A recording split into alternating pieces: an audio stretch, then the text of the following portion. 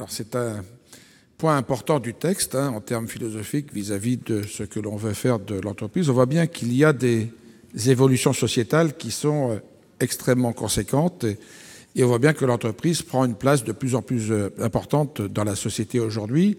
D'abord, c'est vrai au plan social, on a cessé de l'évoquer depuis le début de nos discussions ici. C'est une meilleure association des salariés à la vie et aux décisions de l'entreprise. Et puis on voit bien aussi qu'à travers divers exemples, notamment dans le domaine alimentaire, on a aujourd'hui besoin de prendre en compte véritablement une évolution des attentes des consommateurs, de la population. Et il est important que cela soit dit.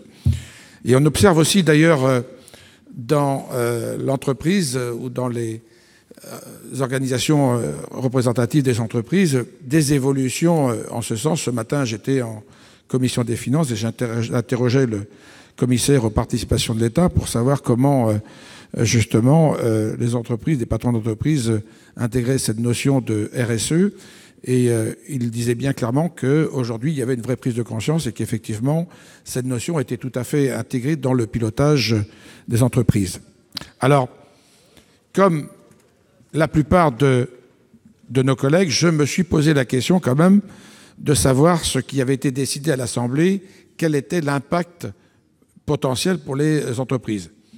Effectivement, il y a le risque d'une appréciation jurisprudentielle des choses et d'extension des responsabilités des chefs d'entreprise ou dirigeants d'entreprise si l'on ne prend pas les mesures permettant effectivement de circonscrire les effets d'une telle disposition inscrite dorénavant dans le Code civil.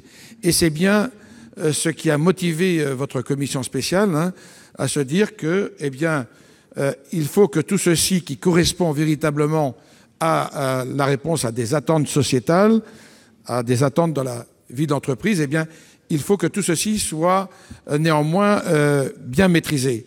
Et donc, la proposition que la Commission vous a faite, c'est que l'idée d'intégrer dans l'intérêt social la prise en compte des enjeux sociaux et environnementaux dans l'entreprise, c'est d'y rajouter dans les conditions définies par la loi, ce qui permet totalement, à notre sens, de pouvoir circonscrire les éventuels risques.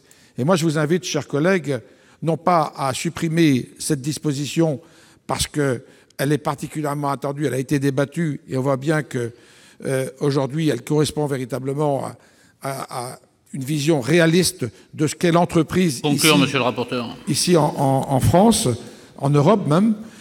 Donc je vous invite à retirer l'amendement, sinon c'est un avis défavorable.